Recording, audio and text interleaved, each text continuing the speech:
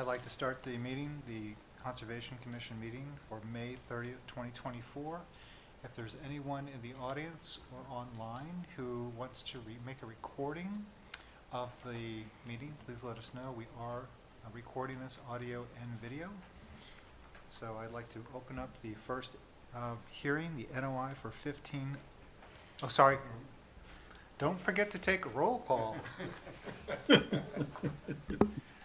Roll call. Michael Ryan? Jeff Livingstone. Jeff Millen. Nicole Sharamonte. Anyone online? Richard Johnson. Thank you. Roger Trahan. Thank you. Okay, so Richard. Okay. Okay, so again, continuing with the NOI for 15 Liberty Way. Is there anyone here for 15 Liberty Way? Hi folks, Chris online here. Okay, hey. For the record, Chris Grattaroli, wetland scientist with Goddard Consulting.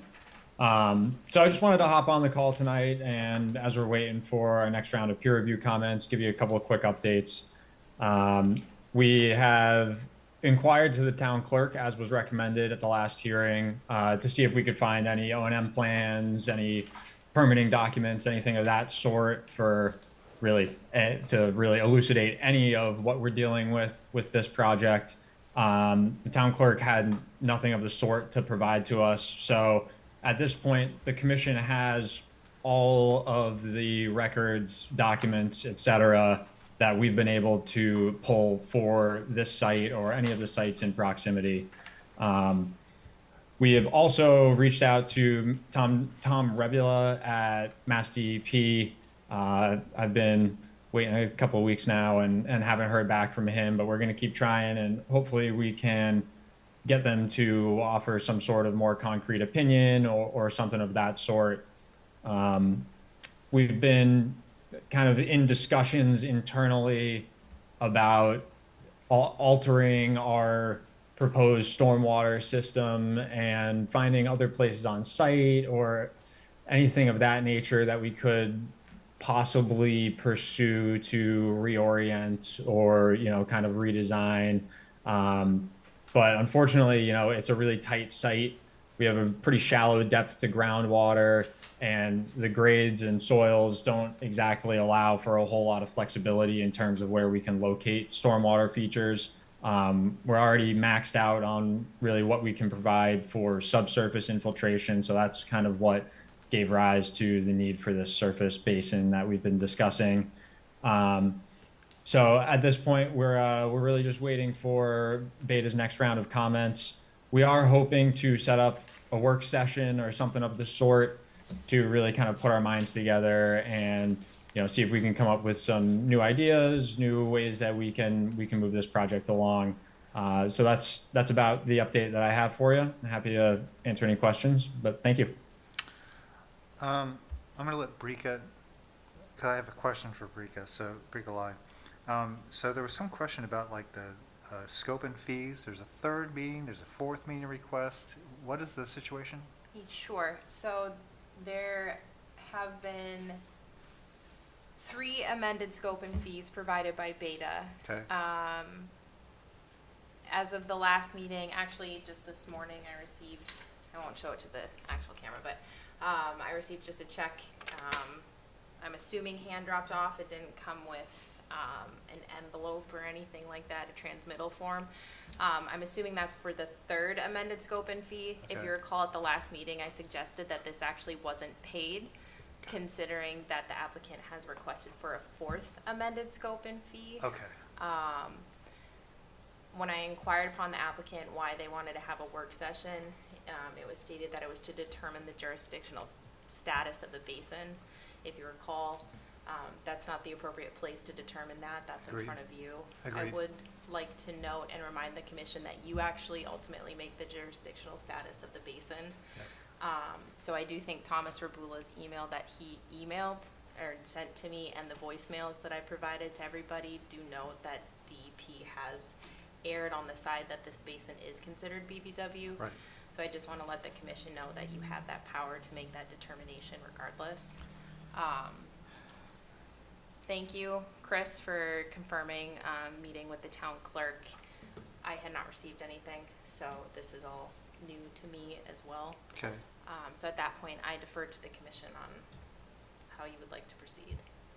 Okay, so basically at this point, we assume that there are no O and M plans, right? They don't Correct. exist.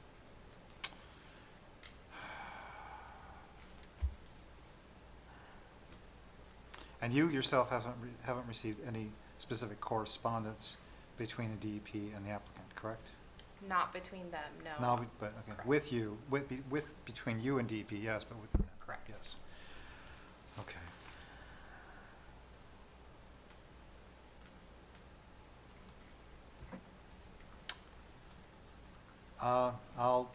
I'll basically do a round robin, see what you guys think. No questions. It's a question about opinion. What do you, because I mean, we basically don't have, basically it's incomplete information, is basically what it is. I mean, it's incomplete information, all right? Now, we've gone multiple meetings. Well, we've gone multiple meetings, and we're not getting the information that we need. No, I hear And we've asked it now, what, 4 times? So, I'm just saying, typically, we would close at this point. We just close because we're not gonna get the information that we need. This would be standards and Except, I mean, process. in this case, we do have a representative, online with us. But he's saying the information doesn't exist. Yeah. I mean, it doesn't exist. So, might I Please. interject? So, what I foresee, there's 3 paths forward. Mm-hmm. So yes, lack of information, although they are confirming that there is no information. Okay. So at that point, the next line of thought is determining that jurisdictional status of that basin. Right. And it sounds like what Chris had stated is if it's BBW, that's it. Yep. But the guidance that we're getting from the DEP is it is. Correct. That is what we're getting, right? Yep. The agent thinks it is. So, I mean, that's where we are. Right. But Chris said that Beta is providing additional feedback. No, not yet. So we had been waiting since late April for this check, for that 3rd amended scope and fee for Beta and I to continue review. Okay. So this was only paid today since late April. But since then, the applicant has asked for a 4th amended scope and fee for a work session. So really, this check doesn't cover that additional request that the applicant made. So now we need a new amended scope and fee, and this check is null and void, and the applicant provides a whole new check, or we cash this one and then we get the difference. Does that make sense? So at this point, it really is up to the applicant, I guess, for determining how they want to move forward with the peer review. Because they Yeah, paid so it- something that they asked to not consider at this point. Yes. So if I may on that, we were under the impression, I think the understanding was that we were going to pay that review fee for the amended scope that we had already received, and then we were going to get another amended scope on top of that for a kind of a technical meeting, work session type event. So we were just trying to move that process along. I was told that. I was told by the engineers who are cutting the checks that that check was sent, I believe, 2 weeks ago. I'm not sure what the date on that is, but I believe it should be about 2 weeks ago. So that was, I believe, Well, clearly that's not the case. Clearly it did not happen, and it was only dropped off, and it's not dated 2 weeks ago. It was dropped off today. And it's not a coincidence that it was dropped off today. Okay, let's just put that on the record. Okay, yeah, fair enough. I mean, I do not claim. I mean, at this to- point, we're basically asking, are you guys actually taking this even seriously? Yes, absolutely. Yeah, we are. Well, that Trying to- doesn't look like it, frankly. Doesn't look like it. Well, I do apologize for the delay there. I was told by the folks writing the checks that check was sent to you folks 2 weeks ago. So I can't speak offhand. I don't know exactly what happened, but that was my understanding. So I do apologize for that.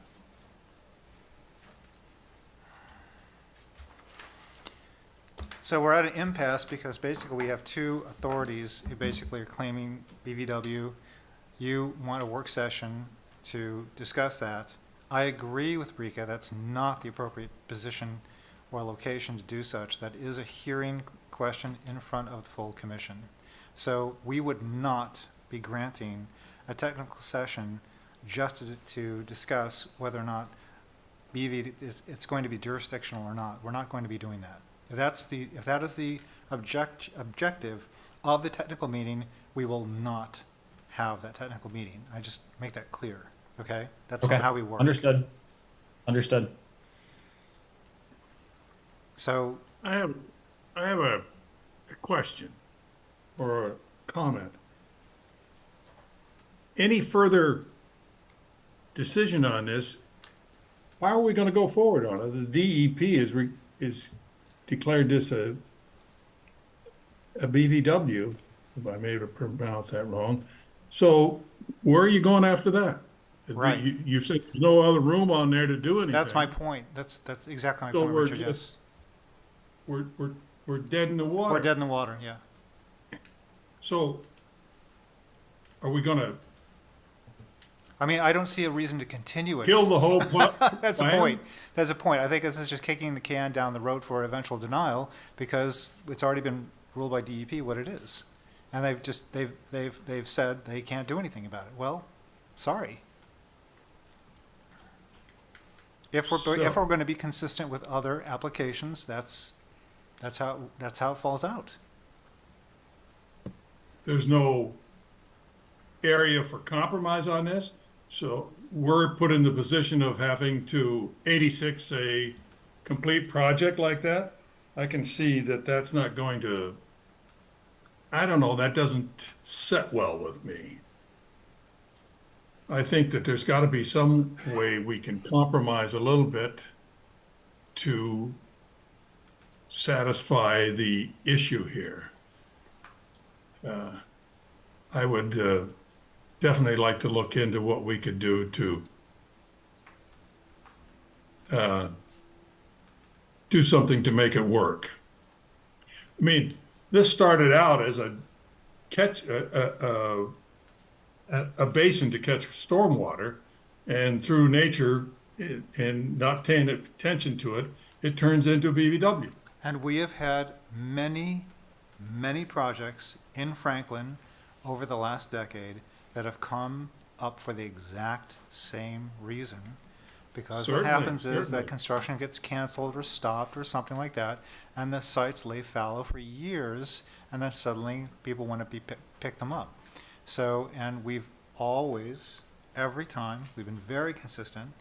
If indeed there is growth over time, over a long time, many years, which basically creates a BVW, that's basically how it is, then it is jurisdictional. That is how we've done it. So we can do it differently for this applicant, but that would not be consistent with how we've done it for every other one. I'm just Well, saying. we just talked to the town, who has been out surveying the in all the developments, all the basins out there, and most of those are turning into BVWs. Mhm. What are we going to do about that? Well, Some of those can't tolerate being BVWs. I mean, we do nothing unless a project comes in front of us where there is a Ah. situation. Ah. Well, I'm amiable to some kind of compromise, but that's just my opinion, so What is the compromise? I don't know yet. So is the issue that if it's BVW, it can't count as stormwater, and now they have insufficient stormwater? Is that what the problem is? Rika?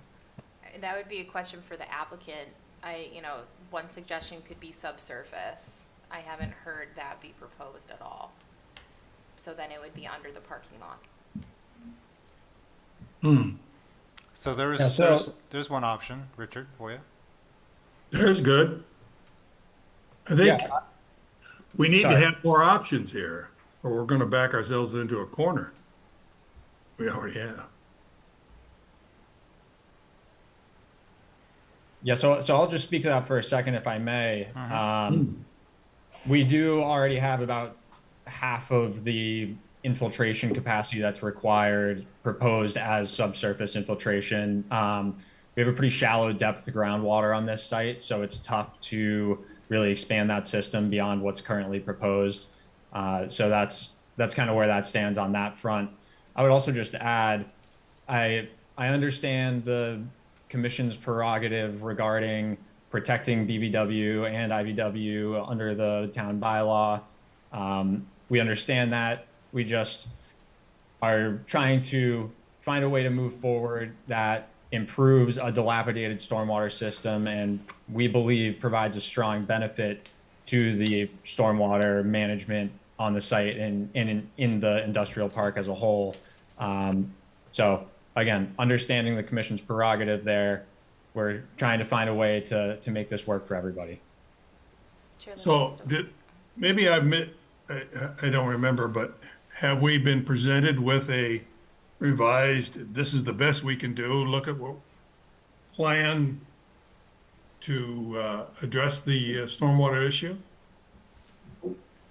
That is the application that's currently in front of you in its current form. Yes, that is that application that's in front of you currently in its present revised state is what we believe at this point is our best option. Well, Thank you, Chair Livingstone. I had three follow-up thoughts. One might be nullified by Chris's recent comment, but reducing the parking, so reducing the impervious area, there would be not as much need for stormwater treatment at that point. Additionally, I just wanted to note that this is a DEP ruling under the Wetlands Protection Act. It's not just local. Correct. It's by law. Correct. And then additionally, because DEP has already provided written documentation of their comments on this, Yes. they could easily overturn any decision you make. Yes. And I would suggest that you Yeah. advise your applicant or your client of that as well, Chris. So it's to everybody's best interest to work creatively to ensure some viable project. I like the work creatively. Yep. Engineers can always be creative, Richard. Sometimes they just forget that. Well, yeah, most of the time. Most of the time, yeah. Teasing. Okay, so I think the bottom line is this. We have a DEP mandate. It makes the project, the current project before us, inviable. Okay, that's it. So either the applicant is going to take some time, another meeting, to basically go back and come up with some alternatives, creative alternatives, which might mean some systemic changes to the project, unfortunately but true, or Yes. basically we deep six this now.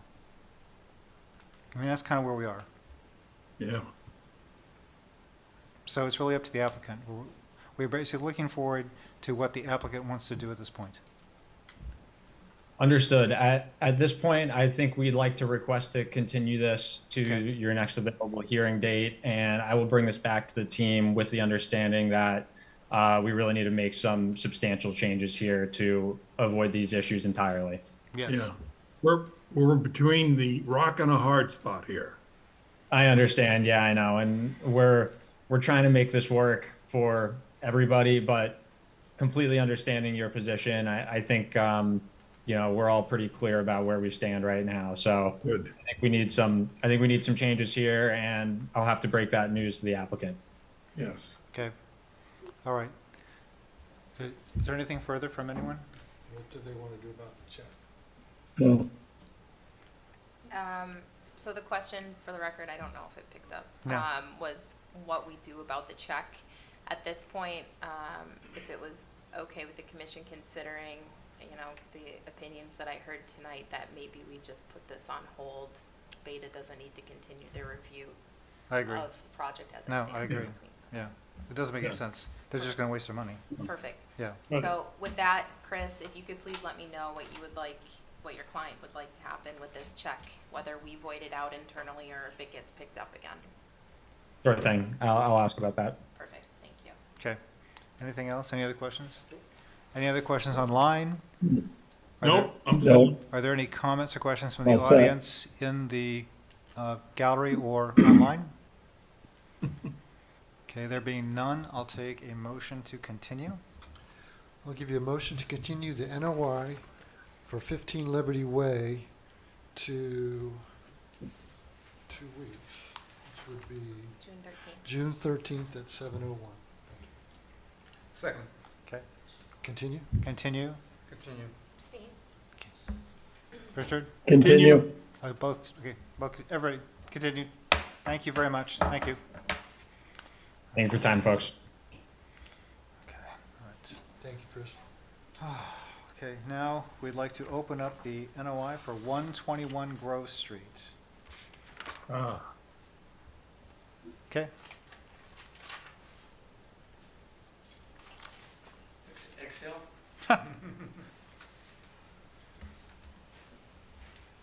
Yeah, Mr. Chairman, John Shipe. okay, Online, Christopher Lucas, Michael Capuchetti, and Paul Momney with Ghostin Stores. So, you want me to just recap where I think we are? okay, We've had lots of hearings. We were here 2 weeks ago, and I think what we discussed was having a draft set of conditions.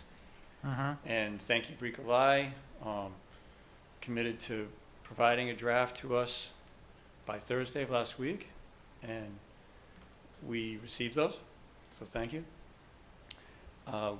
We are in agreement with all of the conditions. We did have one suggestion, and we emailed that to Bricolai today, if it's possible to maybe call it up on the screen, or whatever is the chair's pleasure in that regard. I would say, could you walk through the specific changes that they've requested? Sure. Just give me 1 second, please.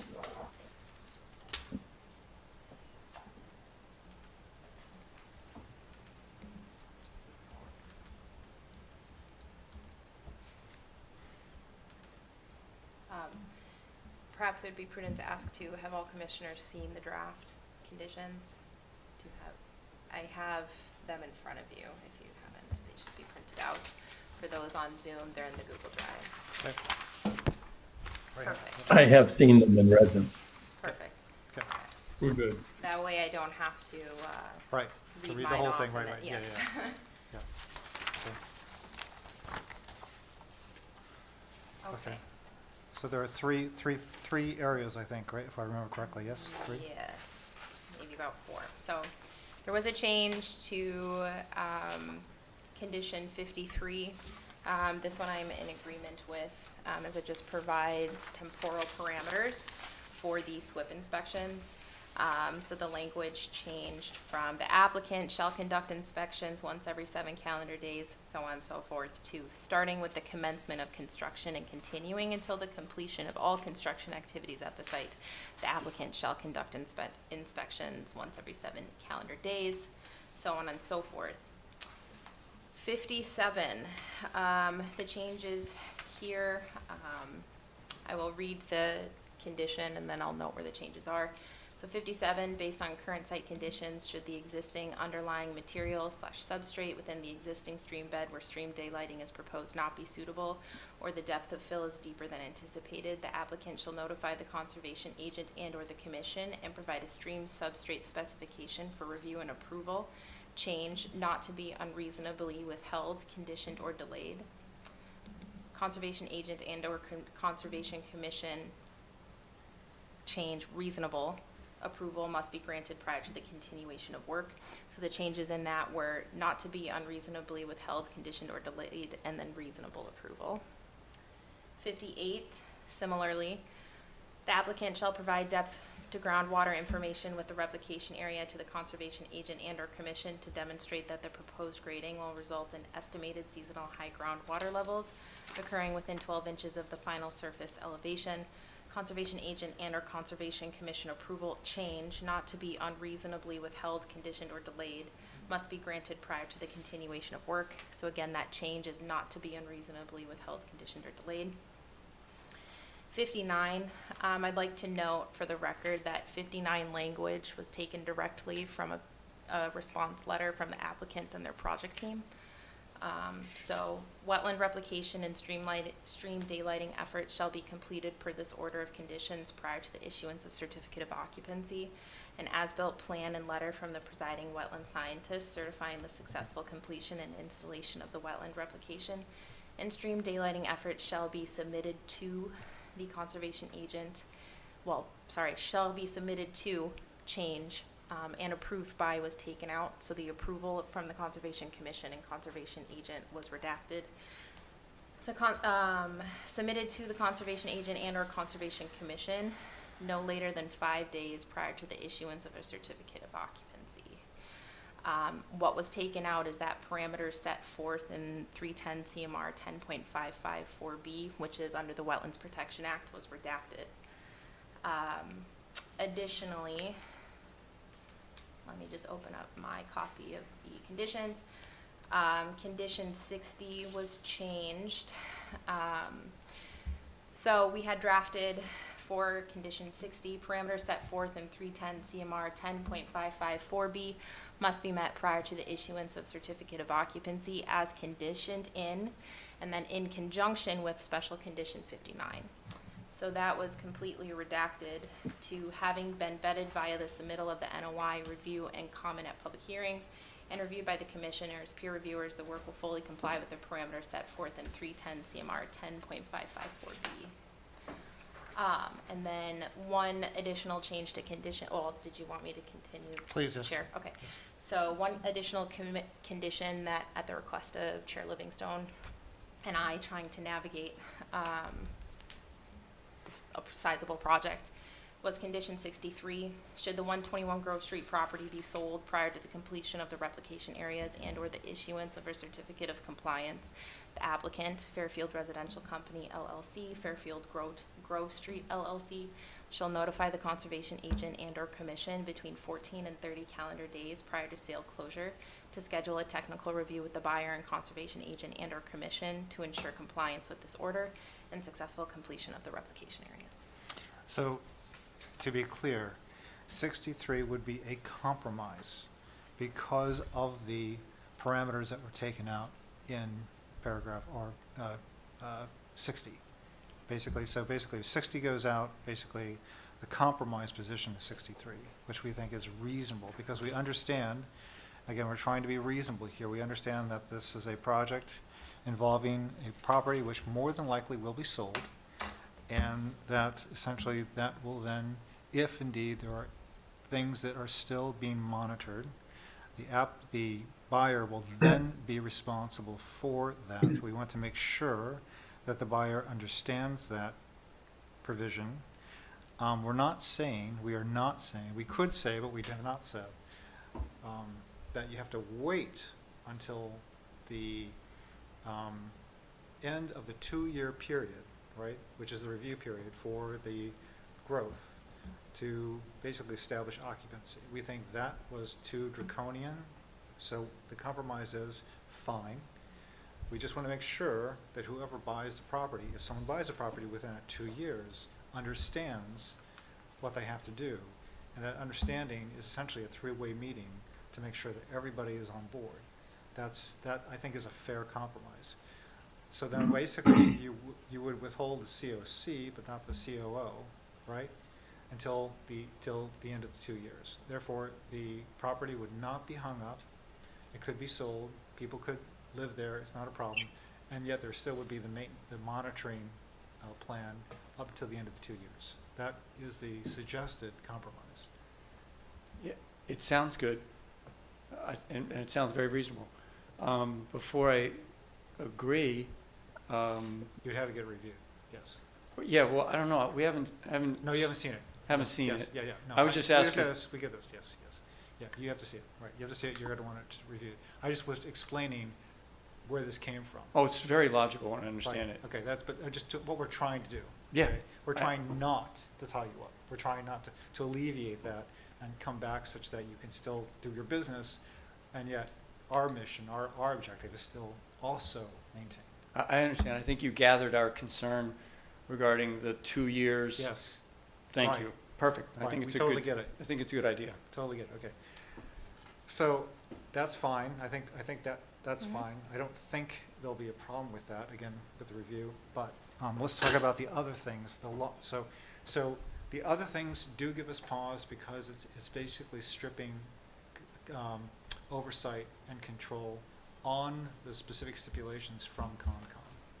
So, the question is, essentially, this is obviously an attorney working on the document, because it's basically vague as to who's making the decision, what is reasonable, and what exactly is that. There's a lot of wiggle room in that, right? So essentially, that the conditions come from conservation. Conservation should make the decision whether or not it's acceptable or not. That's the reason why it's conservation, you're in front of it, and there are these stipulations. So it's kind of like gutting the stipulations if you're putting in, we're going to basically have some party, whoever that is, not denoted, not specified, seeing what is reasonable or not. So I get in a common ordinary contract, you would have that, like construction contract, you would have that, but this is a different thing. These are things that we are asking the applicant to uphold, and they're essentially requests from conservation, right? We're not negotiating a contract here, to be very honest. So, personally, don't think that they're appropriate in these two codicils. That's my personal recommendation, but I leave it open to the commission. I agree with that. Sounds good. If I could ask, is Sure, it, please. yeah, specifically the words, not to be unreasonably withheld, conditioned, or delayed as added in, I think, the 2 spots? Mm-hmm. Yeah. And not to impart my own bias at all, but I believe Chair Livingstone from our conversation was also approved by. So Mm-hmm. condition 59 shall be submitted to and approved by. We need to approve any letter given by an applicant to ensure that the project is completed. That's true. That's standard practice. It is standard practice, yes. Yeah, I, that makes sense. I mean, you can't just submit a letter saying everything's hunky-dory, trust us. Thank you. I understand. Thanks. Yeah. Yeah. Good. Yeah. If I could ask, relative to the language, I'm inclined to say the language about not to be unreasonably withheld or conditioned or delayed. I can see your position on that. Paul is on the line. Paul, I don't know if you, I think Paul's on the line. Yeah, okay. Do you mind just weighing in on that, or is that something that's Yeah. probably? Yeah, thanks for the opportunity, Don, Mr. Chair, members of the board, Paul Mumnick, Olson Stores, on behalf of the applicant. I mean, I think certainly don't expect the commission or the conservation agent to be unreasonable. I think my focus is really on the delay. Just a concern of certain, plans or I think there was a signage plan that needs to be approved. Pausing construction, waiting, folks are away, folks are busy. Could there be a outside deemed approval date or something to ensure that we aren't held up sitting and waiting along the way at each interim approval step? Man, that's really hard. I mean, honestly, it's good. I was going to say, hi, Attorney Momney. So actually, the additions that you added weren't for signage. So you didn't change any of the signage conditions.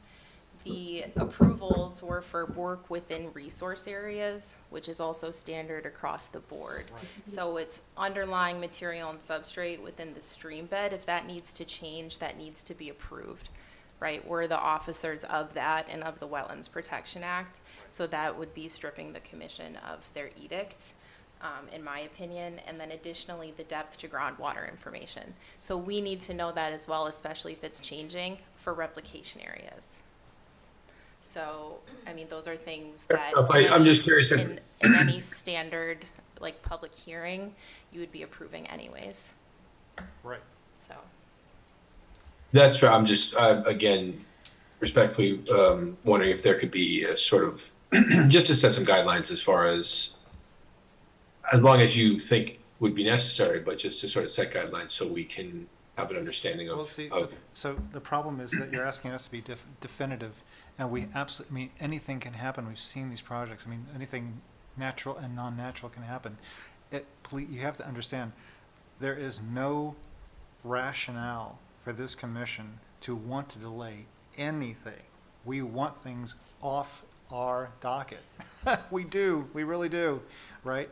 So we don't want projects to keep coming up in front of us being continued again and again. We really, really don't want that. And I know you have to basically just take my word for it, but I understand what you don't want to do is you don't want to get involved into a bunch of, at the end of a project, and I understand, and have a bunch of minutia that you have to basically waddle through and go back and forth on time after time after time, and then keep coming back every 2 weeks to basically, basically battle. We don't either. We really don't. That's why, I mean, we just got your changes today, right? We're not saying we have to take 2 weeks to review them, come back, and then we'll talk about it. Right. I specifically told Brika, I want to talk about it today. Yeah. Okay? So I'm showing good faith that we really do want to get this done, right? So I'm just saying, and I understand from the attorney is trying to actually, give you as much latitude as possible such that you're not tied or bound. And unfortunately, we just don't know I mean, there could be natural disasters. We have no idea, right? I mean, anything can happen. So there's no real way we could actually absolutely nail down a specific timeline. All we can say is that as far as I know, we've been pretty reasonable in trying to work with people to try to do whatever we can do to work with the applicant to get the time down as far as possible. It's really annoying to have to come back every 2 weeks for things that are really tiny. I hate that. I hate it, right? And so does the applicant. We don't want that to happen. So, I mean, I'm kind of asking you guys to take it on good faith that is the way we wish to work with you, right? So I understand what you are trying to do legalistically. I just don't think it's possible because there are just too many variables in, just construction. We don't know. We don't know what will happen. So Sure. that's my personal opinion. Yes? I think it's also important to note that in the way that this condition is worded is it gives me administrative approval. So it's agent and or commission. Right. And usually procedurally for me, it's either if it's minimal at best, Right. I make an Yes. executive decision, then I let your chair know. Right. If there's something that I need his input from, I usually send him a text and he calls me within 15 minutes. Thank you for reminding me that. So just FYI, historical note, for a long time, the agent did not have administrative approval. That was only a recent thing that actually Rika suggested that we do. And it was as a result of, again, this little stupid stuff that keeps coming up that delays and delays and delays, right? Dumb. So give the agent the latitude to make an on-site spot decision if it's something that's fairly minor, such that you don't have to have people coming in and going through and waiting 2 weeks or whatever to come in and have a hearing. That's really silly. So again, I'm trying to show you what we're trying to do to not have that happen and not tie up the applicant. Okay, very recently. It's not that, we haven't had that for very long, Okay. okay? I agree 100%. Thanks. So, John, I'm satisfied, John. okay, Yeah, I think, so this is what I suggest. Let's let you guys go back, look at the additional thing, okay, the additional, meaning not reach closure this evening? well, we can, but you guys, I mean, it's a question. Are you okay with the 63 that we added? I think with just 2-minute review, if it's either All right, read fine, go again or ahead. shown on the screen so that Paul could see it, Yeah. he can read fast. Sure, okay. And I I think, can even ask, I'm- I was taking notes and I can just ask a one targeted question. It was Sure. prior to any sale prior to the issuance of a CFC or a CFO. COC. COC, yeah. No, we specifically don't want to tie up the COO. We do Yeah. not want to do that, okay? Yeah. Right. The reason why it was a COO is because that's what Mr. Shipe had, or the project team, not to just call you out, but at the work session had suggested. So that's in the RJ O'Connell letter. Yep. So Yep. certificate of occupancy was nothing from our side, it was from the applicant Right. team. Right. And I think that's a perfect solution to the issue we were trying to target in our edits to the 57. Right. Or 60, sorry. Right. right, I would agree. So it sounds like we're good on 63. Okay, good. And just to kind of recap, Right. in general, what this is telling us is that the replacement area will be, wetland replacement area will be started early in the project. We know that we need our wetland scientists to go out, see its construction, see that the grade is proper and that the plants have been installed, and then write a letter for review and approval that it's there, it's been installed. Before that needs to happen, before we get our first certificate of occupancy. Correct? Yep. Yes, Brika? I think that is correct, yes? That is fine, if That is that's good. what Yeah, they're. Yes. in that's general, the- that's not the I know, exact but I'm words, just but that's saying- what we're I saying. just want to show, Perfect, I agree, but, yeah, I think that, yes. great. Okay? Mhm. Right? Okay. Can I just ask, Please. Chris Lucas is on the line, our website. Chris, did you have any feedback as well? Just No, I think that sounds reasonable. And just to confirm, so number 53, you're amenable to the changes we provided. 57 and 58, you want to leave as is, remove our revisions. Correct. 59 and 60, you're amenable to our changes except for striking and approved by under number 59. Correct. And then the addition of 63, correct? Correct. Oh, good. I think that sounds reasonable and Thank you, fair. thank you, Chris, Right. yeah. I think we're good. I think, sorry, just to, I actually think we're not making any changes to 59. The way the redlining appears, it seems like it, but I think we're keeping 59 as was Correct. offered in the original Yes. version. Yes, yes, yes, And yes. we're Yes, deleting, correct, yes, leading to 60, and we're using the language that. And 63, applied. yes. Okay. Essentially, yes. I Yeah, think we're good. yeah. I think we're good? I think we're good. Okay, all right. Guys, I think we can close and we can vote on this. Is that, any other questions? Absolutely. You guys online, you're good? I'm way good. I can't wait to approve this. Okay, all right. I will take a motion to close. Chair Yeah, sorry, Livingstone, yes? we actually haven't gone through all of the conditions. Oh, for we the have not. record. Okay, I'm sorry. Okay. All good. You let me know. Do you want to go through them, or would you like me to go through them? You can do that, please. Thank you. Bear with me while I do side-by-side screens. Oh, here and but to- while you do that, to while you do compare. that, let me ask just, I have to ask, I forgot. Is there anyone online or in the gallery that has any questions or comments on this project from the public? Thank you. Okay. So recommend approval with special conditions 19 through 51. 52, the applicant shall submit a notice of intent with the Environmental Protection Agency, EPA, and the Stormwater Pollution Prevention Plan, SWIP. These plans must be submitted to and approved by the Conservation Agent and/or Conservation Commission prior to the pre-construction meeting and building permit sign-off. 53, starting with the commencement of construction and continuing until the completion of all construction activities at the site. The applicant shall conduct inspections once every 7 calendar days and within 24 hours of the occurrence of a storm event that produced 0.25 inches or more of rain within a 24-hour period, or within 24 hours of a snow melt discharge from a storm event that produced 3.25 inches or more of snow within a 24-hour period. SWIP reports must be provided to the conservation agent and/or commission as they are issued. 54, the applicant shall only use light earth-moving equipment such as mini excavators and skid steers within Stormwater Basin 1 and Infiltration Basin to excavate the bottom 1 foot after final stabilization. This is referenced in note number 25 on sheet C1B. Any deviation from this Any deviation from this condition must be submitted to and approved by the conservation agent and/or commission prior to continuation of work. 55, if any ledge removal methods within 50 linear feet of the wetland boundaries around buildings 1 and 2 are required, the applicant shall perform ledge removal via mechanical means such as home ramming, line drilling with home ramming, or microblasting, with charges no greater than 1/4 pound. Any deviation from this condition must be submitted to and approved by the conservation agent and/or commission prior to continuation of work.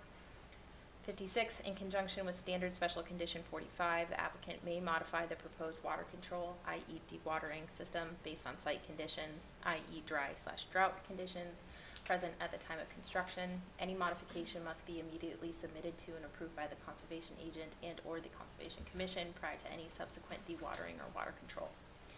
57, based on current site conditions, should the existing underlying material/substrate within the existing stream bed where stream daylighting is proposed not be suitable, or the depth of fill is deeper than anticipated, the applicant shall notify the conservation agent and/or the commission and provide a stream substrate specification for review and approval.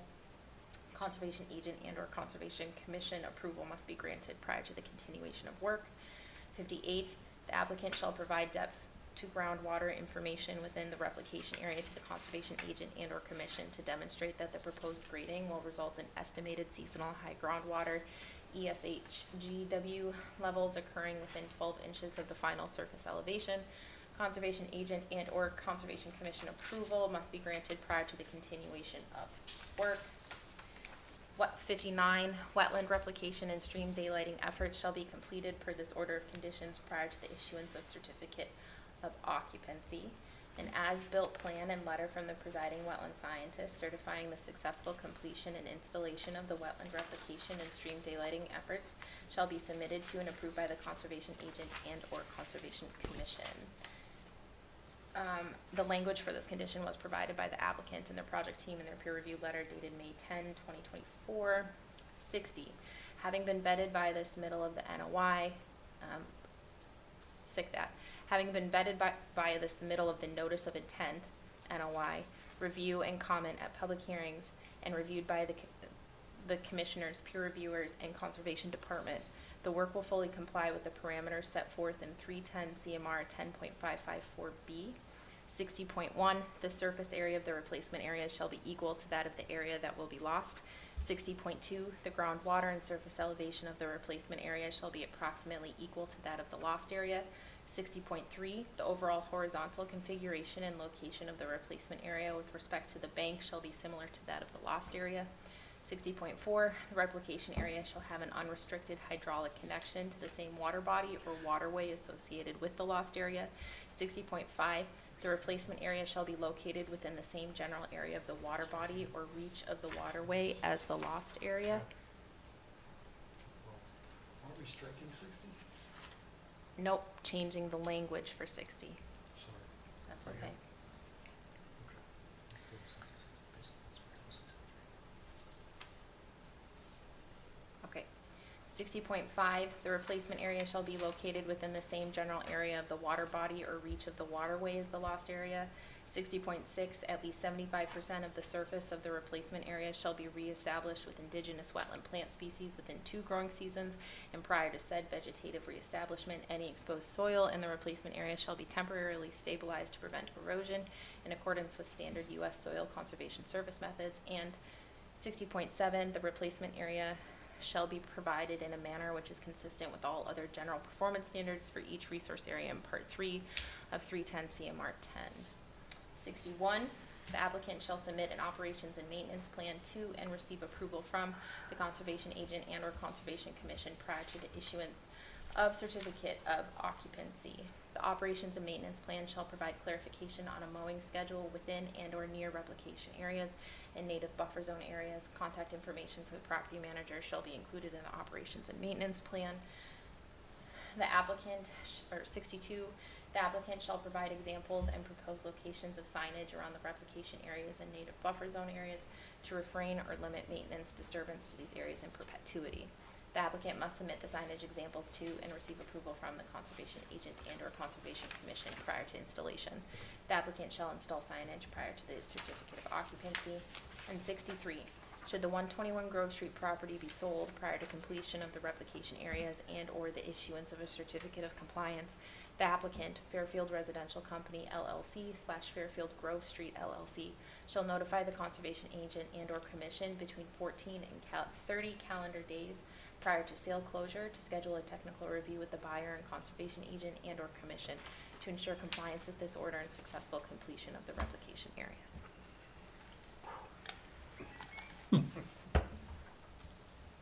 Okay.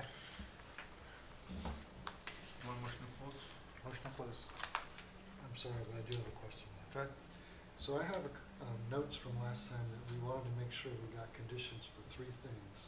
Specific checkpoints for site mitigation, ledge removal, we definitely have that one, and O&M for stormwater and vegetation. Yep, so that was 61. So 61 62? does talk about O&M, but, so that also covers stormwater and vegetation? So that's their stormwater basins. Yep, the O&M plan is, or they're typically inclusive of stormwater basins and. Great. Yep, If you're happy, I'm happy. yep. Okay. All right, thanks. Okay. Motion to close? Give you a motion to close the NOI for 121 Grove Street. Second. Okay. Close. Close? Close. Abstain. Guys? Close. Okay. Hearing is closed. The motion to approve with conditions as stated? Give you a motion to approve the NOI for 121 Grove Street with conditions as stated. Second. Approved. Approve? Approve. Abstain. Approve. You got it. Hooray. Very good. Thank you very much, guys. Thank you to the team for working with us. And same to you, thank you for working with us, appreciate it. Thank you. Thanks, John. Thank you. Okay. Thank you. We appreciate your time through this. Thanks, Chris. Thank you all. Thanks, Paul. Right. Now I'd like to move on to the next hearing, which is the NOI for Beaver Pond Hydro Raking. Bree, has there been anything additional for that? We did receive beta peer review yesterday. I know John Nero is online. I have not had a chance to review it, and if the commission would like John to present, that's fine. I would like to note, though, that on the town side, between DPW and rec department, right, so the applicant is rec department, the representative is DPW. They're still trying to seek clarification from Solitude Lake Management on full scope of work, and I believe they're applying for 401 water quality certification. Okay. I will note that it is slightly coincidental considering the conversation we just had, but the individual that was drafting the water quality certification is now on maternity leave, which is very exciting. Yes. But now they are, shifting and transitioning to find someone else to pick up that. So inevitably it's going to be continued. Okay, all right. So is John's on? Yes. Yep. John, do you want to give us any updates or any feedback at this point? Sure. Just a brief update, kind of dovetailing in with what Brika Lai mentioned about needing a 401 potentially for the project. So, that's obviously a separate but related permitting track for what the Conservation Commission deals with. So the applicant would need to coordinate that with DEP. However, at this point, related to that, the applicant does still need to provide the commission with a total quantity of what's to be dredged, and that includes any future years that this project may occur in. So, the difference of it being a one-time dredge versus more of a yearly maintenance activity for the pond. So that number needs to be provided to the commission, both to determine whether a 401 water quality cert is needed, and also to quantify all the impacts associated with the project. Okay. Can I ask a practical question, kind of outside of the scope? Obviously, as this goes on further and further into the summer, at some point, it would seem that it's almost pointless to actually do any dredging this year because it's basically all done. When do we reach that point? I mean, you're not going to be dredging in December. I mean, it's to be. No. The rec department had hoped to get this in early June. Early June? So Oh. everybody's pivoting. I see. Okay. All right. Yes. Okay. I understand.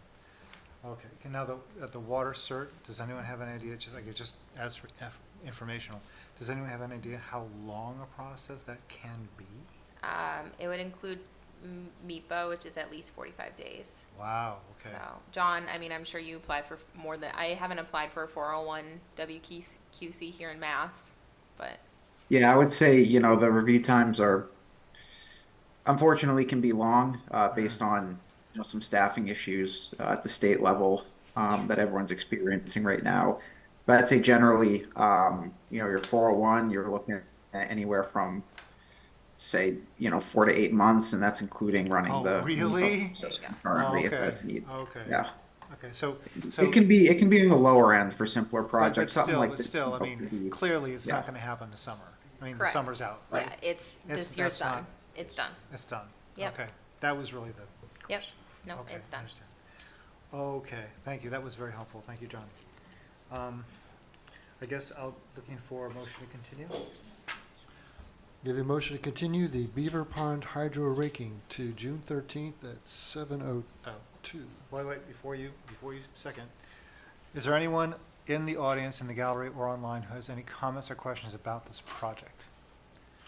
Okay, please, second. Second. Okay, go ahead, Continue? continue. Continue. Abstain? Guys, Continue. is that two continues? Well, it's at least one. What about you, Roger? Roger. Your mute's on, Roger. Roger. That makes sense. Continue. Okay, thank you. Continued. Commission to Roger, okay. Okay. Okay, now I'd like to open up the next hearing, which is the ANRAD for Louise Drive Extension.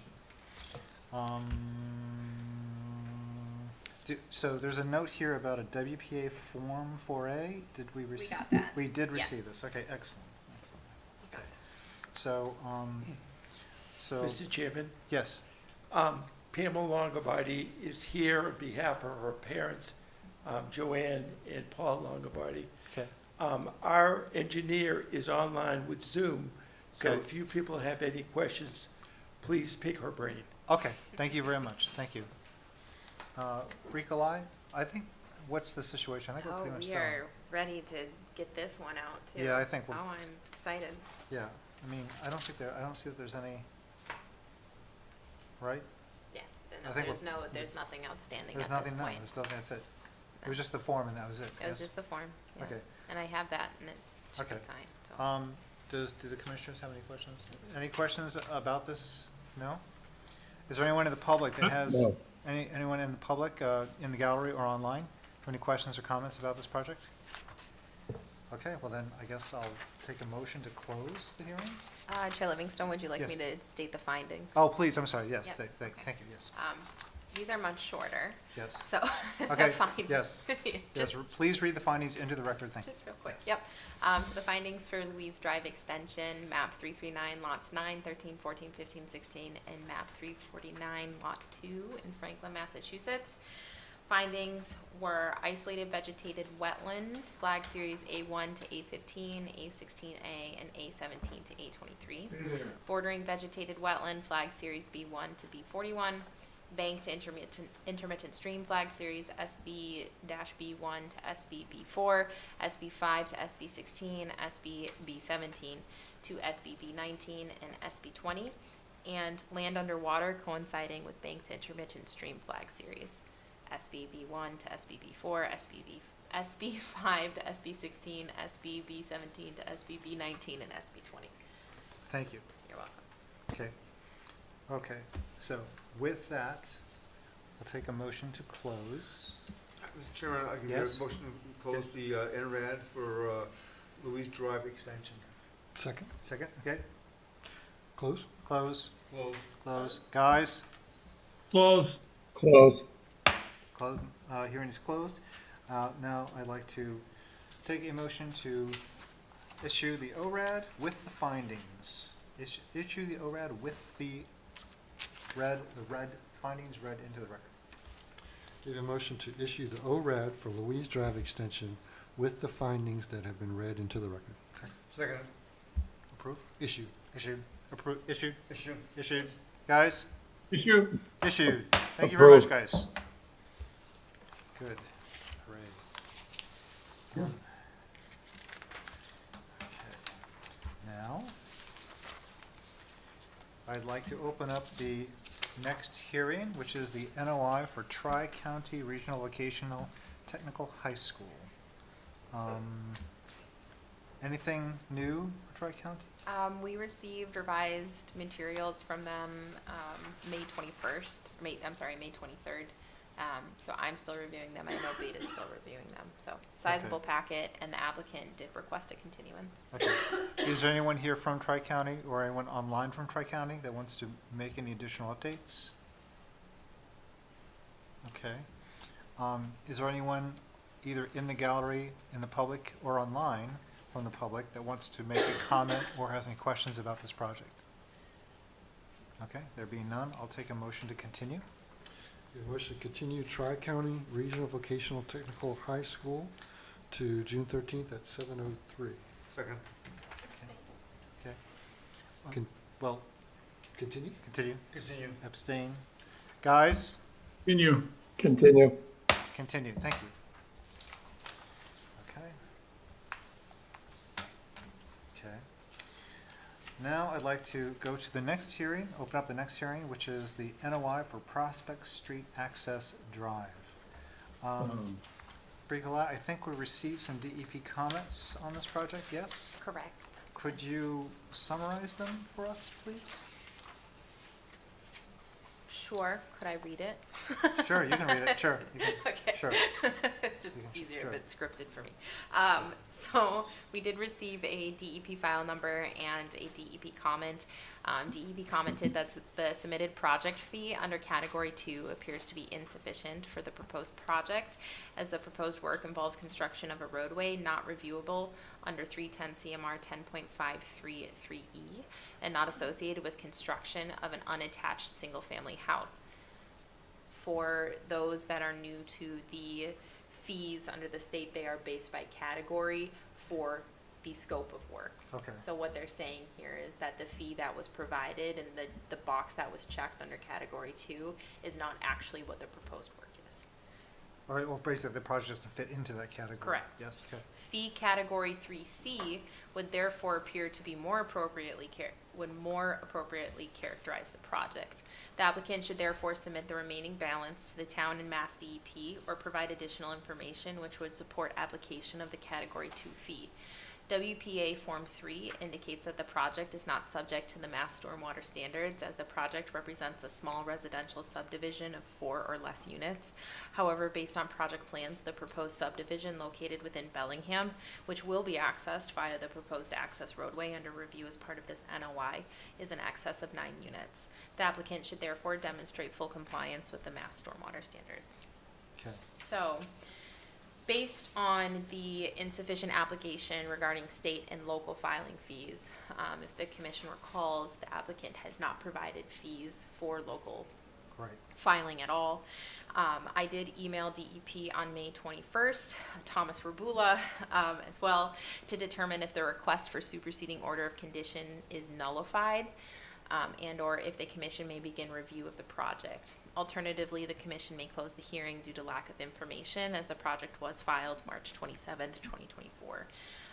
However, I do recommend that the commission continue the hearing one more time to allow time for DEP to respond and or the applicant to provide the additional fees. Okay, so let me just, all commissioners can have their own personal opinion, right? But again, March 27th, so we've been going on since March 27th, back and forth. And we've been asking for appropriate fees, particularly the local filing fees, for a very long time.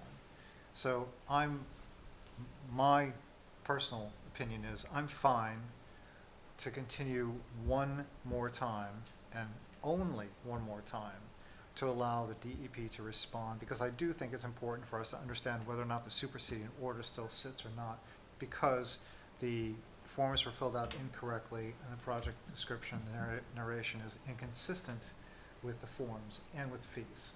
Okay, so that actually does give the applicant a chance to respond, hopefully correctly, to the guidance given in the DEP and the concerns that the DEP has raised here. Fine, that's fine, okay. But if in 2 weeks' time, we do not have the required fees again, okay, for the umpteenth time, my personal opinion is I am likely to call for a close and denial of the project. So I just want to put that on the record, and to make it a matter of record, which is only fair warning to the applicant, because this has gone on forever. I would agree with that 100%. Okay, I'm just, all right, and I I think it's would, fair. I would fair agree to- as well. I think it's fair to put it on the record, so everyone knows, public hearing, this is where we stand, right? No surprises, if indeed that happens in 2 weeks' time. Do I have, Agreed. are there any further comments from the agent, or any other guidance from the agent? The only thing that I would like to check on with DEP too is if you would close and then deny or just close, because if we don't have a sufficient project to deny. Yeah, we I don't know if basically can don't have a deny. project to But deny. you just closed the public hearing, right? So we were keeping the hearing open at Yes. the request of DEP to True. get public comment. Correct, because we haven't even, Yeah, because under the local, we haven't even started the there's review. nothing, yeah. Right, so we There's basically nothing. would just close the hearing. Yeah. It'd be just a moot point. Yep. Granted, thank you, yes, Yep. thanks for that clarification, Yep. yes. Okay. I will ask, is there anyone here from Prospect Street, representing Prospect Street or online? We are, but apparently you've answered what we were looking for. Okay, There's a TED on Zoom. If you would like to. Ted K, Ted K1. 1? Yep. Ted K1. Ted K1, your hand is raised, do you have a question? That is fine. So just to understand what that meant. Yeah. Does that mean that the applicant is closed out? Is he essentially bypassing Franklin and just going directly to the state on a 40B? No, so the applicant hasn't filed a 40B. But the applicant did request a superseding order of conditions with DEP.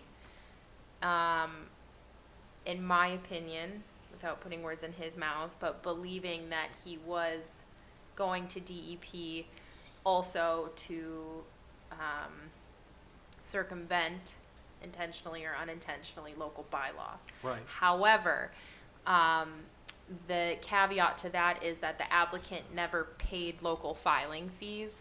So the local portion of his application, which considers local bylaw, was deficient.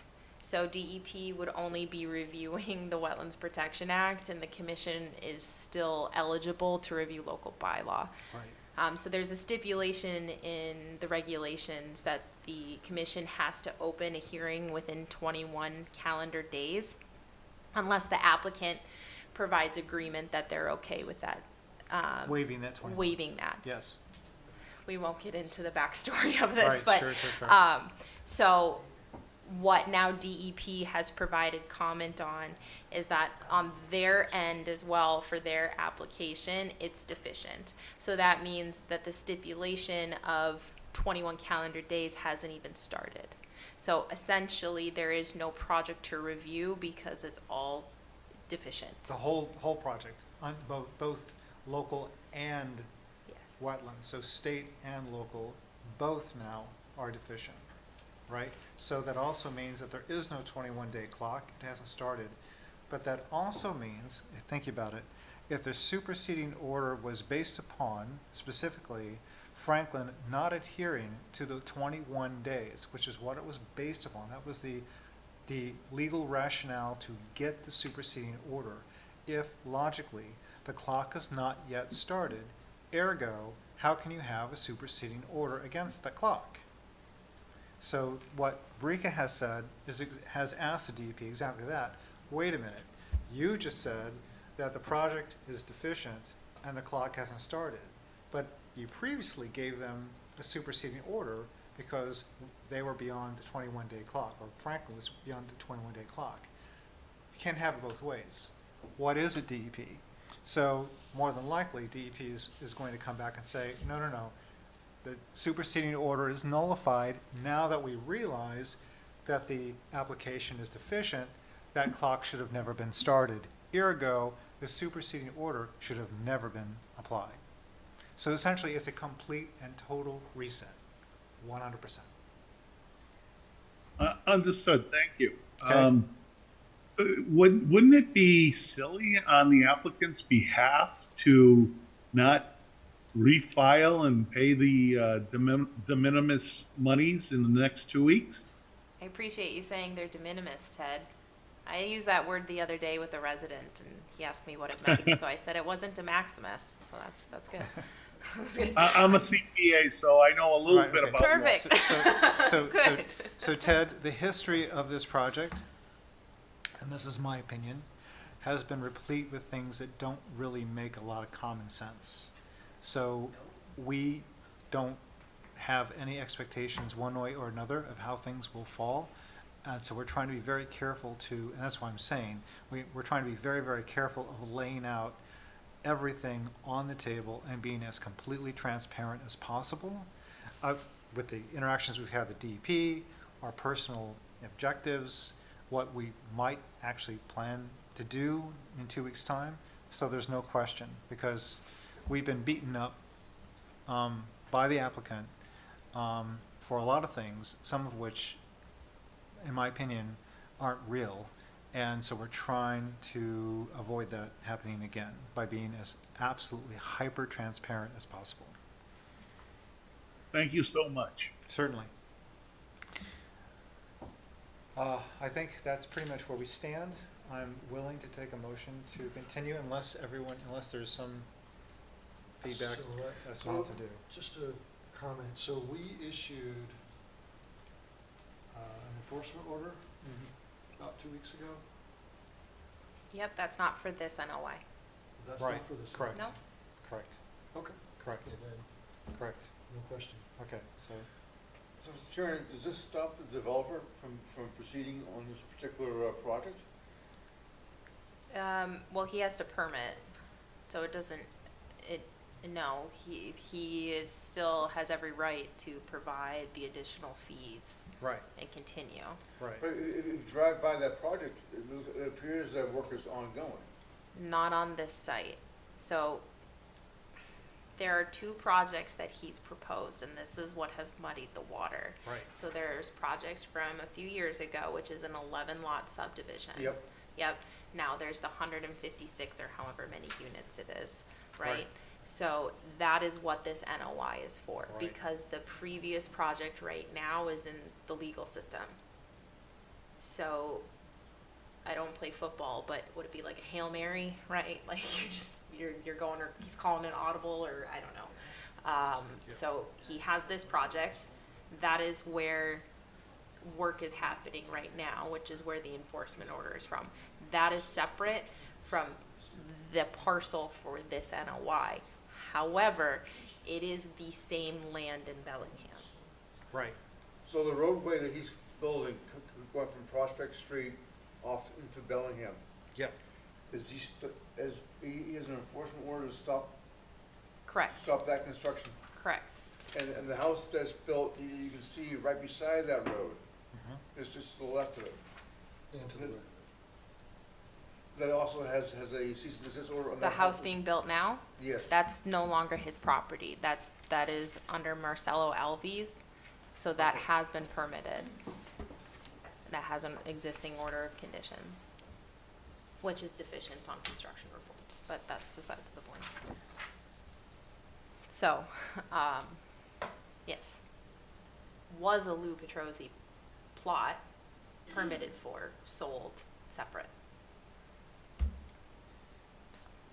There's a lot going on in this small area, and I know it's a Yeah. lot of different parcels. So this is not that rectangle of sand. Correct. What is this? This is down the road. This would be an additional access to the subdivision. Right, this is the one with the wetland in it, near it. Within it, yes. Within it, Thank you. yes. Exactly. Yes. Yes, this Yes. one has a wetland within Yeah, it. within it, All yes, the way exactly. at the top of the map. Yes. you got it. Exactly. Yes, Thank you, okay. yes, yes. Yes. Okay. Where the other project is buffer. Yep, Yeah. yes. Got it. Okay, we good? You're good. I guess my question is how have we communicated the requirement for fees? Sure. So when he requested a superseding order of conditions, I called Judy Schmitz, the, DEP section chief, my boss, and, asked her how we needed to proceed considering we hadn't opened the public hearing yet. I've stated this before on the record. I find it prudent to restate as well. There, as I mentioned, there was a caveat that if the applicant agreed to a continuation of that 21-day rule, then the commission is legally sound and safe. So the applicant did, the day after he filed, he did provide a butter notification by certified mail receipt that he wrote noting the date and time of the public hearing, which was day 22. So there's some disagreement on whether that actually dictates agreement to the hearing opening up on day 22 versus day 21. Right, because I mean, basically, if you basically are gonna argue that we don't agree with this because you have basically run out your clock, then why are you gonna go to the trouble and expense, the great expense, of getting the abutter notifications by certified mail? See, Right. that doesn't make So- sense. So, what was the question that you question had? was just, I just wanna make sure he knows that he Oh, owes sure. the Okay, fees. so this is where I was going to it. So yes, he does know the fees. So I called Judy Schmitz to talk about his request for superseding order of conditions, and she said to open up the public hearing. I'm just starting from the beginning for transparency. And so she suggested to open up the public hearing, and then I mentioned that fees were not paid, so it's a deficient application on the local side, right? Hadn't even started reviewing it because he hadn't paid. Right, which is what we currently do. Yes, so she told me to give it a moment for them to review. I gave it a week, and then I emailed him and I let him know. So he has known since the beginning that he has outstanding fees. And the last meeting, when he was here at the public hearing, I stated it out loud. He has the agent report, it's been listed in the agent report. And now DEP has provided comments noting that fees are outstanding. And those comments come into, one, they're listed publicly online. You could go to DEP's website, go to their notice of intent lookup, you can see comments from across the entire state for whatever project you wanna look at. So they're not only listed publicly, but they also get emailed to me, the applicant, and his entire project team. So I have an email from DEP with all of them CC'd, noting that fees are outstanding. So he is well aware. Okay, thank you.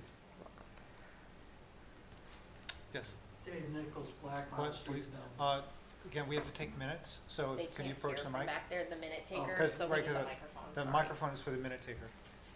Dave Nichols, Blackmont Street in Bellingham. When I was here last time and Lou was here, Yep. there was an issue and you folks were gonna go out and see he hadn't put wattles up and you were insistent that he was in violation in the wetland. What became of that? Sure, so that is separate from this public hearing, Right. and that's not actually on our agenda to talk about. Okay, But it is public record that the conditions were wattles needed to be placed out by tomorrow, May 31st. I need to be contacted that wattles have been placed, and I need to walk the site to confirm wattles are in the appropriate location by June 7th. It will be on our agenda the next time to discuss if that actually happened. thank you. You're welcome. Any further questions about the Um, project? There was a Bonnie Wheeler on Zoom with her hand raised. Bonnie? Actually, hi, this is Bonnie Wheeler from 289 Lake Street in Bellingham. Okay. I was just going to ask that exact question because I listened to this a couple of weeks ago and I know that the commission had said that they were going to walk the site. Right. And so the gentleman that just went before me asked the question, so I lowered my hand. But Ah. thank you so much for, I really appreciate your attention to this matter. And I'd like to thank the entire board. My husband and I went in person last night because it was on the docket of Bellingham's conservation. So Bellingham's working on it simultaneously, but I'd like to thank you. And that was my question, so I lowered my hand. And just for the record, we have great respect for the Conservation Commission in Bellingham. We think that they've done a great job, and they've been very communicative with us about, at least when we've asked questions about projects that span town lines, basically, just things that we need to know, what are happening, factual issues. They've been more than happy to provide us with the information that we need to make decisions that we need to make. So we're very, very grateful to Bellingham for being such a great partner for conservation. So I will take a motion to continue. Give you a motion to continue Prospect Street Access Drive to June 13th at 7:04. Second that motion. Okay. Continue? Continue? Continue. Abstain? Guys? Continue. Continue. Thank you, guys. Okay. All right. So I think the next one up is veterans. So now I'd like to open up the next hearing for the NOI for Veterans Memorial Drive. It says we have a note here that Beta is still reviewing stormwater, yes? Correct, yep. Okay. So there's nothing new. So basically until that happens, we basically just are continuing, yes? Yep. Okay. Is there anyone online or in the gallery that has any questions or comments about Veterans Memorial Drive? There being none, I'll take a motion to continue. Give you a motion to continue. I miss you, Richard. I'll give you You're a in the motion hot seat. Yeah, that's right. Hot seat. to continue the NOI for Veteran Memorial Drive to June 13th at 7:05. Second that. Okay. Continue? Continue. Continue. Abstain? Guys? Continue. Thank you. Okay. And now I'd like to open up the next hearing, which is the NOI for Fisher Street Wells 2, 2A, and 2B. Yep. Brika? So we do have Doug Martin, Water and Sewer Superintendent, on Zoom, but I would recommend approval with Okay. conditions. So up to you if you would like to hear a bit from Doug, or if you would just like me to read the condition numbers. It's really up to Doug. Do you have anything to add? No, I don't have anything additional to add from the last time I was there. Okay, all right. So I'd recommend approval with conditions, standard special conditions 22, 25 to 30, 33, 36, 48 to 50. For brevity, these conditions just speak to an as-built plan being provided to the commission. You have the authority to impose additional conditions if needed. Any changes on provided plans, that's the most recent revision, right? So that's automatically accepted into the record. Leaks and spills need to be mitigated and reported. All general, high-level things. Right. So. Okay. Yep. Okay. Okay. Before I ask for a close, is there anyone online or in the gallery that has any questions or comments about the Fisher Street Wells project? Okay. Take a motion to close. Give you a motion to close the NOI for Fisher Street Wells 2, 2A, and 2B. Second it. Close? Close. Close. Close. Guys? Close. Close. Okay. Thank you. Hearing is closed. Take a motion to approve with the conditions. State conditions. Give you a motion to approve the NOI for Fisher Street Wells 2, 2A, and 2B with conditions as stated. Second that. Approve? Approve. Approve. Guys? Approve. Approve. Approved. Thank you, guys. Thank you. Thanks, everyone. Thanks, everyone. Bye, Doug. Bye. Okay, and now I'd like to open up the next hearing, which is the NOI for 55 Constitution Boulevard. I have a note here. We have not yet received a DEP number. Is that correct? Correct. Yep. Okay. Also, I have a note here. We have not yet received peer review fees, correct? Yes, they only received the scope and fee since the last meeting, so they're still cutting, like organizing and cutting the check. So Okay. it's not that they're willfully Oh, deficient. no, I see, it's just, that, okay, yeah. but just make a point. Yep, that yep, That is outstanding, correct. yes. This is an ANRAD, actually. Oh, It is, you're Yep. right, thank you. okay. Please note for the record, this is not an NOI, this is an ANRAD for 55 Constitution Boulevard. Thank you, thank you. Good, thank you. Okay, any questions from the audience or in the gallery on the ANRAD for 55 Constitution Boulevard? There being none, I'll take a motion to continue. Motion to continue the ANRAD for 55 Constitution Boulevard to 13 June at 7:06. Second that. Okay, Continue? continue. Continue. Continue. Guys, Continue. Continue. continue. Thank you very much. And that completes the, all the hearings that we had for today. Next up are the MBZA's, the minor buffer zone activities. The first one up is 11 Mount Street. Do we have any, Greg came in 2 days ago to work through his RDA. okay, So he's, if I may paraphrase for him, I believe he's still trying to parcel out exactly what he wants to do or how everything that he wants would look like, as you know, as far as footprint of work or scope of work. okay, So we sat down together and talked about that work within the buffer and work interior to the wetland. And I think he settled on not going into the wetland.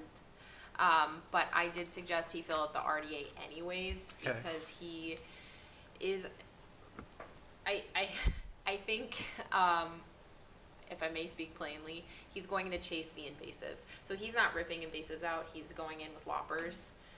But I think he'll probably start at one side, right, upland of the buffer. oh, I see. And then he's just gonna go in, and he's just gonna keep removing invasives. Okay. So he's still, I would just rather he file the RDA, just in the event he continues to go in, you know, to the wetland. We did talk about going in when it's drier. I'd like to note for the commission that this is a very seasonal wetland, so it's not ponded all of the time. Okay. So it's, you know, definitely more saturated earlier in the spring, and then it tends to dry up a little bit, or groundwater table drops, you know, in the summer. So then you have a lot of rushes and sedges and things like that. So he wants to go in, remove the multiflora rows. He did suggest planting white oak in the wetland, which is swamp white oak, which is fine for me. He did have a lot of ash trees that fell due to emerald ash borer, so he does want to remove those from the wetland. I do not believe he's looking to drag. I think he's looking to cut and then haul out, yep. which is fine, right? We want the ash Yep. trees out. So that's work interior to the wetland, but again, he's still trying to figure out what he probably has bandwidth for. Yeah, it's a big project, yeah. It's a big project. It's big, yeah. And then outside in the buffer zone, he does want to, so his goats do have a small pen. He wants to create a paddock for them, within the buffer. He wants to plant, some fruit trees, do some permaculture, you know, small agroforestry demonstration, maybe some hazelnuts, mulberries, things of that nature. And then outside of that paddock, I believe that paddock would be in about the 25 to 50 foot buffer zone. And then outside of that, he wants to remove the invasives and plant natives. So you kind of have three different types of You can't let the projects here. goats go in and just like eat all the Well, invasives. yeah, so I said he could do that up to the wetland line. Okay, If okay, they yeah, want, you know, we talked about, proper disposal of invasives, right? So I did suggest the goats could eat it. I mean, my pig will eat multiflora rows, so will my chickens.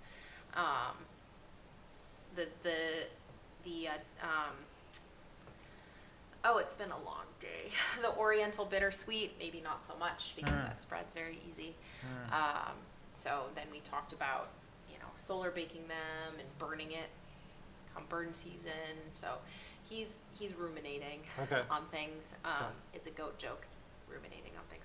But, Very funny. yeah, Very funny. but Okay. then he's also thanks. I also suggested he come in with a planting plan. I told him we don't need to know, other than the swamp white oaks, we don't need to know exactly where each plant is going, but we would like to know what he's looking to plant, Sure, sure. right? Right. And having a general idea. Sure, So, sure.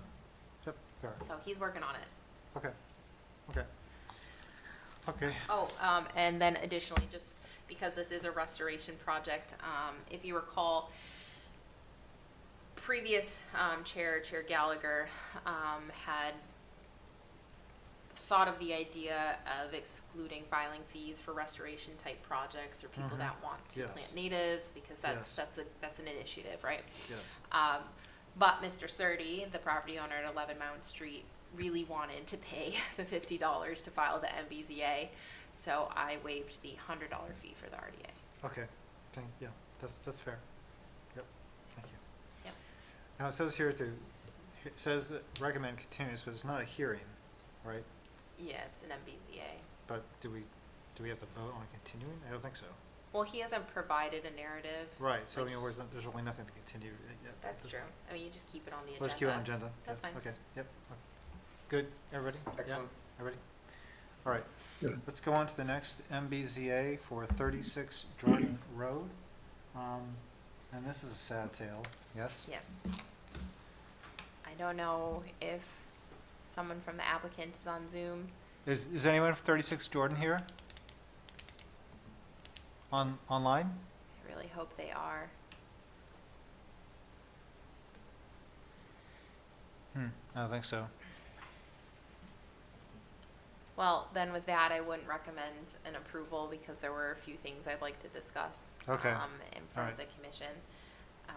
But I can provide some, at least a brief Or just the description. overhead, like Yeah, what of is the, going on? of the work, Yeah. yeah, of the proposed work. Yeah. So, the property at 36 Jordan Road receives a lot of stormwater, either, you know, from their roof or just ponding in their yard, even within their basement. So, they had started trenching with a small black corrugated pipe.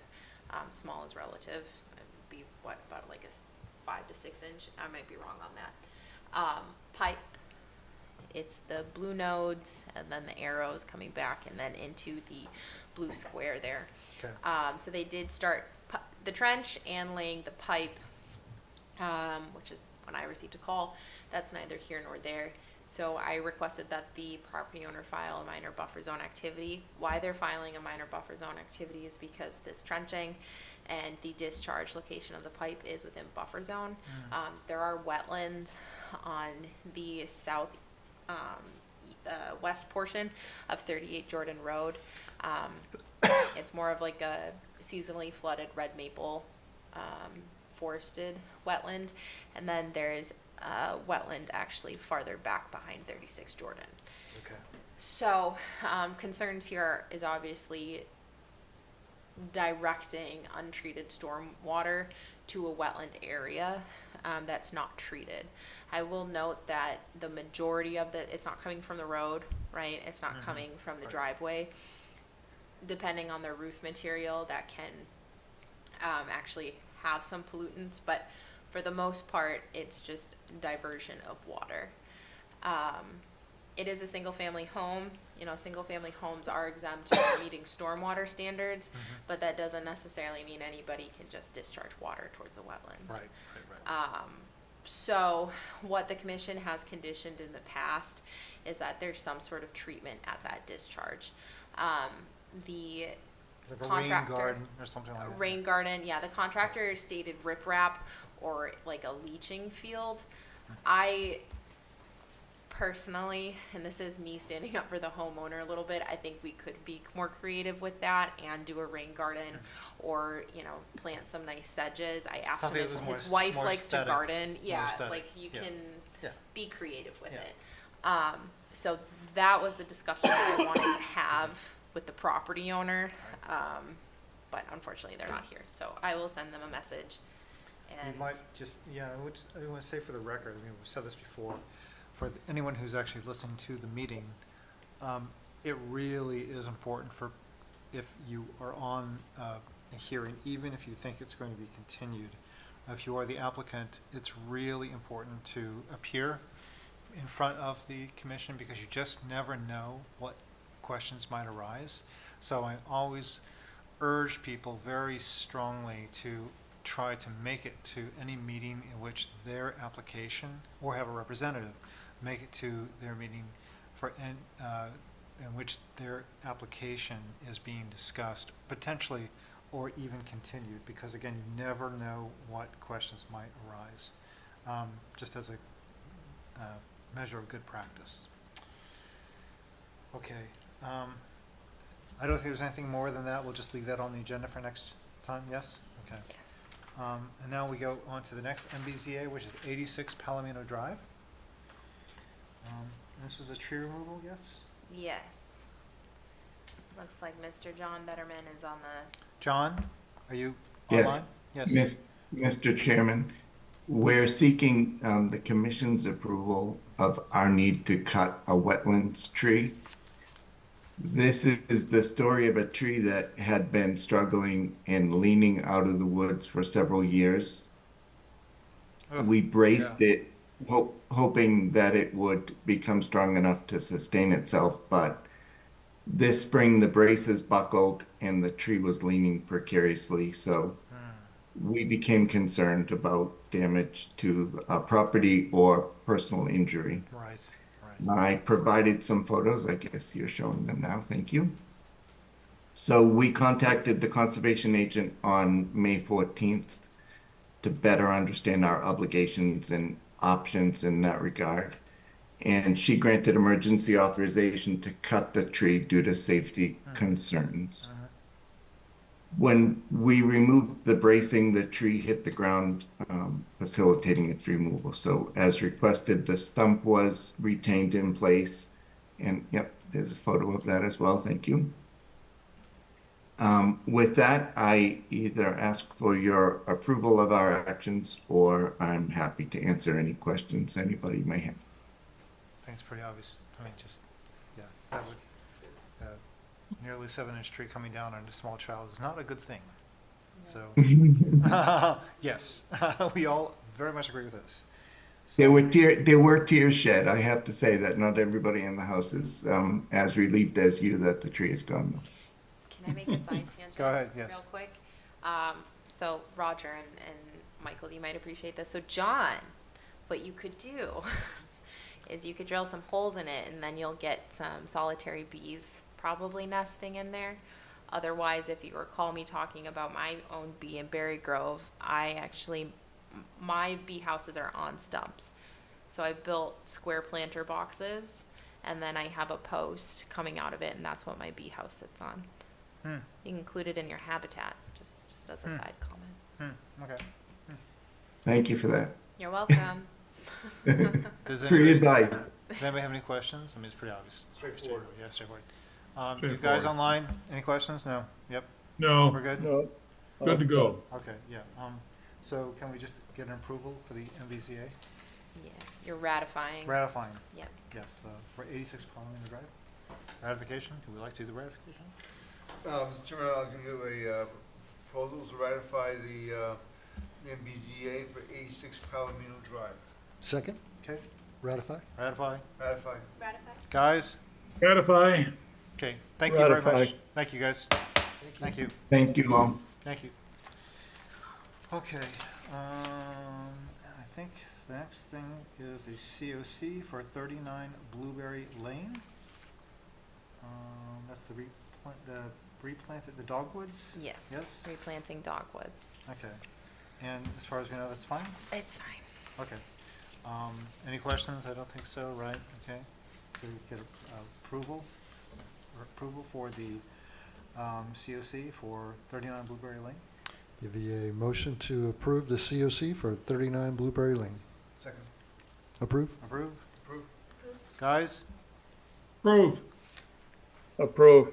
Approved. Thank you very much. And now we come to our most favorite section, violations and enforcement, 305 Union Street. 30 Bricolage, day what extension. is going on with 305 Union Street? Buyers are still interested, so Okay. that's good. All right, So it's actually more promising than not. okay, In the last year. okay. Yeah, And 2 years. 2 years, okay. Two. 2 years, 2 years. Okay. And do we have anyone from 305 Union? I don't think so. Probably not. Okay. So you're basically asking for another 30-day extension. Correct. So I think I Richard. think should Richard at knows least- how to No, do Richard's that. got to do this, yeah. Richard has to. Yeah, I do. I give you a motion to extend the violation and enforcement order for 305 Union Street for another 30 days. Okay, Second. yeah, yeah. Second. Okay, second? Approve? Approve. Approve. Extend. Approve for extension, yes. You Approve. guys approve? Approve. Yeah. Okay. Approved. We have no minutes. Boing. Okay, so now we're down to the very last section, the discussion items. Do we have a Friends of Franklin liaison update? Chair Livingstone, Yes. might I actually make just a pivot real Yes, quick? yes, yes, sure. So I do believe we have the property owner for 84 Palomino here. Oh.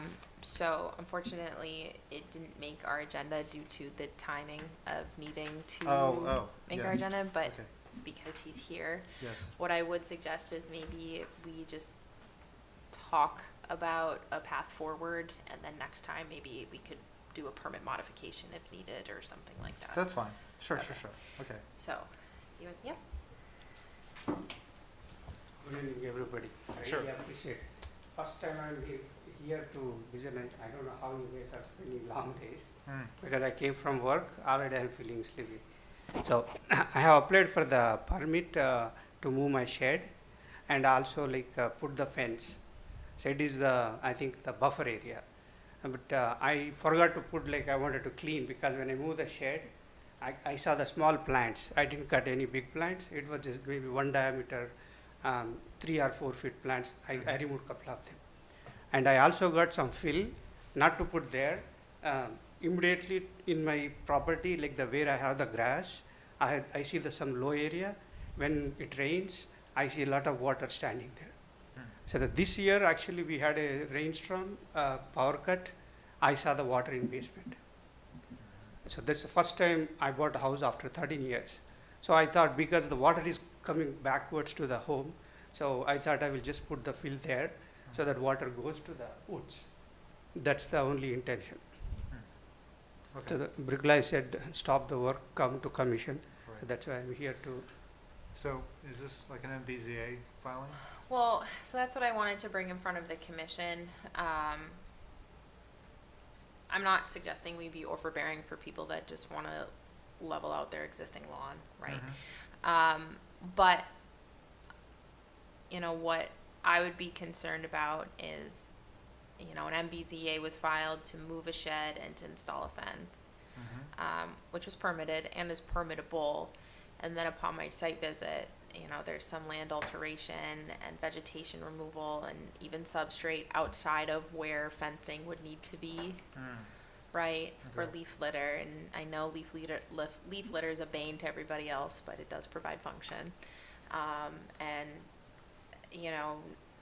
conversation started to permitting for a new shed and other tree removals. So I guess what my concern would be is piecemealing MBZA for something that might be jurisdictional under a different Can permit. I add something, maybe? Yep. This is the first time I filed MBZ after I bought home. And then I'm not going to file anything to alter that place because I'm not going to use that place actually. Because that is the privacy for me from the Plain Street. Why would I cut I agree, I have cut the small plants, but I didn't cut the big ones. I'm not going to touch further because they are the protect from me from Plain Street. So I'm not going to file any further ones.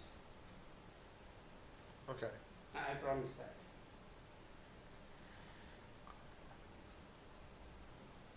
So, Brika, I think that if I understand your concern is, I mean, and you please understand, I mean, if there is a, you know, legitimately, if there's a project, you know, a project that someone wants to do, classically, they put the whole project down and they come in and get the whole approval, right? And you can imagine that, you know, if you don't want to go through the expense or the effort of filing an entire project, which is obviously more expensive and additional things you have to do, you can see what she's saying is you could just kind of piecemeal little pieces over a longer time, right? And essentially escape the whole point of the oversight. Since I'm filing first time, Yeah, I understand. Okay. Yeah. For the record, and this is not, I'm not getting into anything or splitting hairs, but for the record, there's stop work orders going back to 2014. Oh. Yes.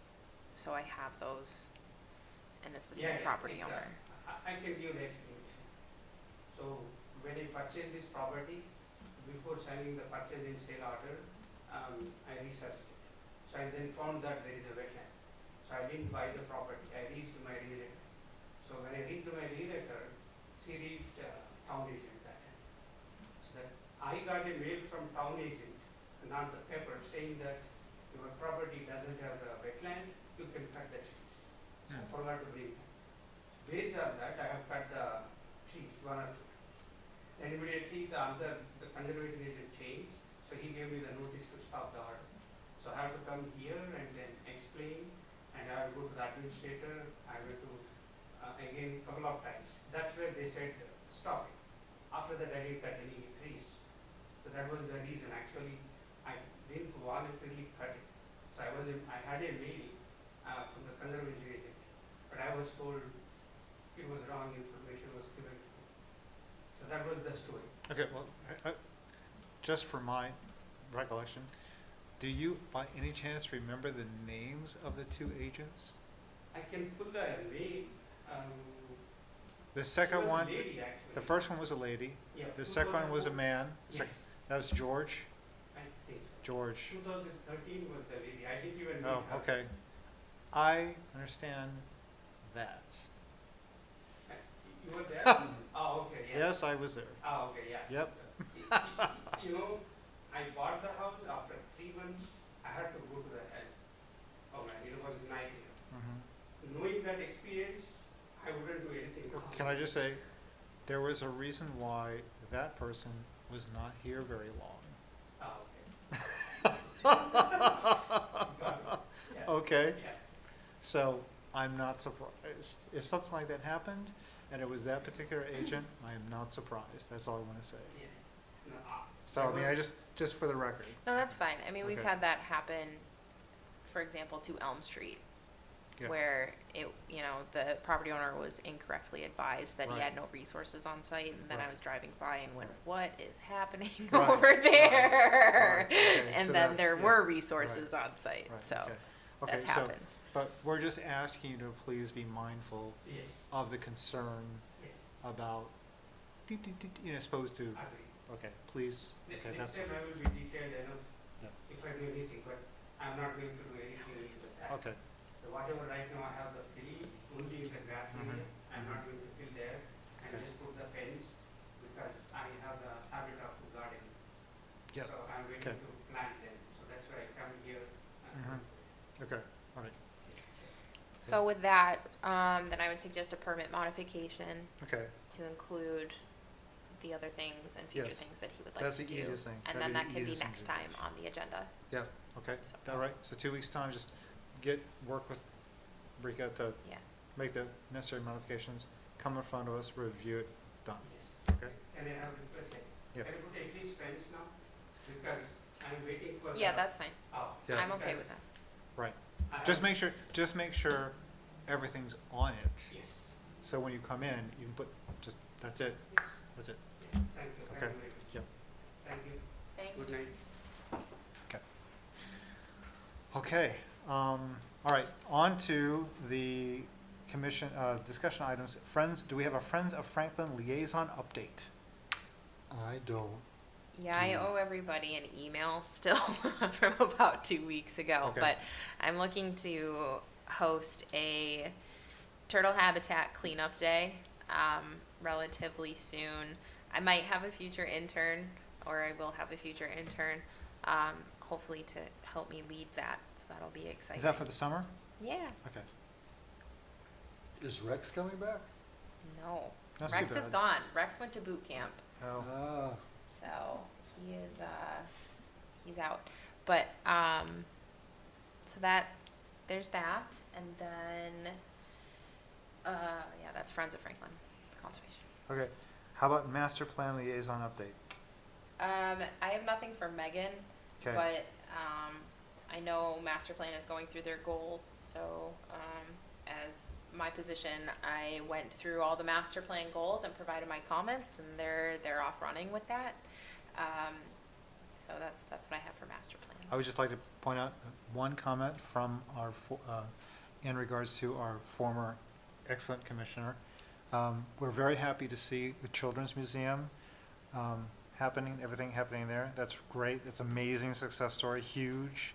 So, Taking over Agway. yeah. yeah, that's great.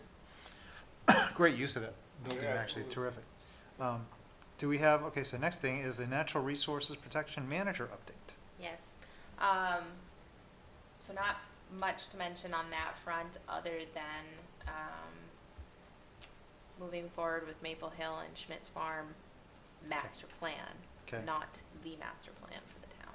Right, right, But that will be exciting. right. Many more public hearings for me. Okay. Okay.